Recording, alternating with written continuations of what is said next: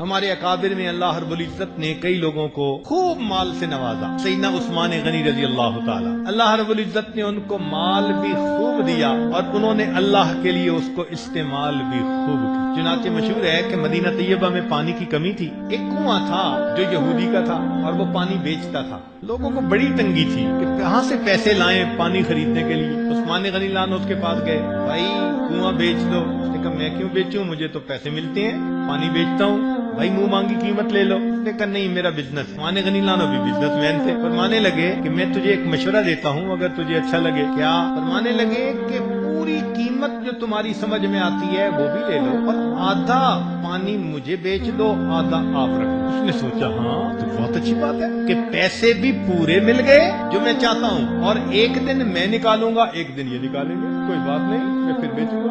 لو جی عثمان غنی لانو نے اس کو پیسے دے دیے اور ایک دن خود نکالنے لگے، ایک دن وہ نکالنے لگے. چند دن جب ہر چیز سیٹل ہو گئی، عثمان غنی لانو نے اعلان کروا دیا کہ میری باری کے دن جو پانی بھرے گا مفت پانی بھر کے لے جائے. اب لوگوں کو ایک دن پانی مفت ملنے لگا تو پیسے سے کون خریدے؟ سب لوگ مفت والے دن آ کے بھرتے اور دوسرے دن انتظار کر لیتے. چند دنوں میں یہودی کے پاس گاہکی کوئی نہیں. پھر وہ آیا کہ جی میں اپنا باقی آدھا حصہ بیچنے آیا ہوں. تو عثمان غنی لانو نے اس کو کچھ اور پیسے دے کر وہ باقی بھی خرید لیا اور اللہ کے نبی صلی اللہ علیہ وسلم کی خدمت میں اللہ کے راستے میں مسلمانوں کے لیے وقف کر دیا. یہ تھے جن کو اللہ نے عطا کیا. عید کا دن ہے، نبی علیہ الصلوۃ والسلام عید پڑھنے کے لیے جا رہے ہیں. عائشہ رضی اللہ تعالیٰ عنہ عرض کرتی ہیں اے اللہ کے نبی صلی اللہ علیہ وسلم عید کا دن ہے، مدینہ کے یتیم آئیں گے، مساکین آئیں گے، بیوائیں آئیں گی، اگر کچھ دیں کہ میں منگوا لوں پکا لوں، ہم بھی کھائیں گے ان کو بھی کھلائیں گے.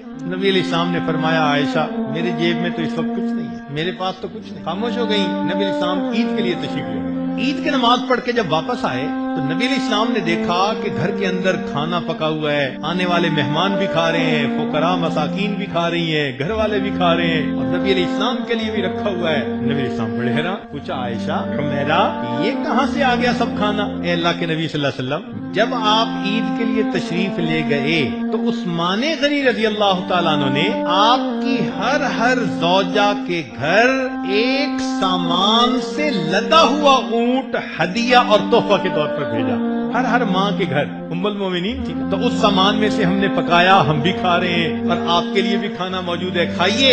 نبی علیہ السلام نے جب دیکھا دل خوش ہوا. نبی علیہ السلام نے دعا دی یا رحمان سہل الحساب علی عثمان، اے رحمان عثمان کے لیے قیامت کا حساب آسان فرما.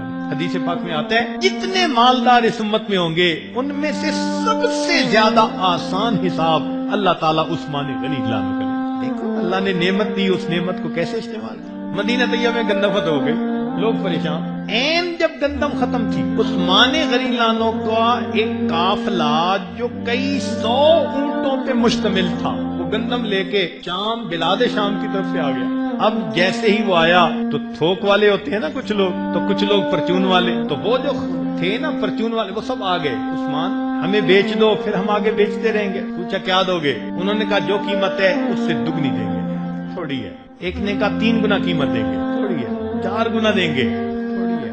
بڑھتی گئی قیمت، حتیٰ کہ اتنی شارٹیج تھی گندم کی کہ مدینہ کے بیوپاریوں نے 10 گنا قیمت پر خریدنے کے لیے کہہ دیا. سوچئے ذرا 10 گنا کتنا نفع ہوتا ہے کہ آپ 100 روپے کی چیز خریدیں اور 1000 روپے اس کے بدلے ملے. تو جب 10 گنا قیمت لگ گئی عثمان غنی لانو نے پھر بھی انکار کر دیا. تو 2-4 بیوپاری مل کر آئے، عثمان چاہتے کیا ہو، اتنا پیسہ دے رہے ہیں اور پھر بھی بیچنا نہیں چاہتے. عثمان غنی لانو نے کہا کہ آپ لوگ مجھے نفع تھوڑا دے رہے ہیں. عثمان 10 گنا قیمت دے رہے ہیں ہم آپ کو، یہ تھوڑا نفع ہے؟ فرمان لگے ہاں تھوڑا نفع ہے. تو بھائی زیادہ نفع کون دے گا؟ کہنے لگا ایک ایسا پرچیزر ہے میرے پاس جو میرے اس مال کو 100 گنا پرائس کے اوپر خریدنا چاہتا ہے، میں اس کو دے رہا ہوں.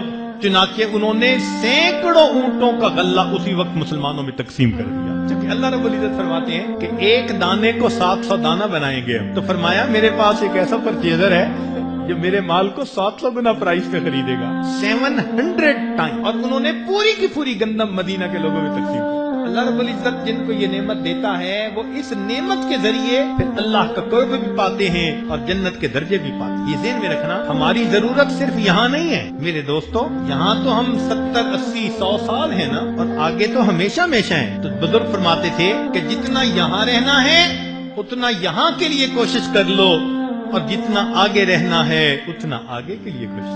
اللہ تعالیٰ جس بندے کو دنیا کا سیٹھ بنائے لازماً اسے کوشش کرنی چاہیے کہ اے اللہ میں تیرے نیک کاموں میں خرچ کرتا ہوں تو مجھے جنت کا بھی سیٹھ بنا دے۔ کیوں نہیں خرچ کرتا؟ اس لیے کچھ لوگ مالدار ہوتے ہیں اور کچھ مال کے چوکیدار ہوتے ہیں۔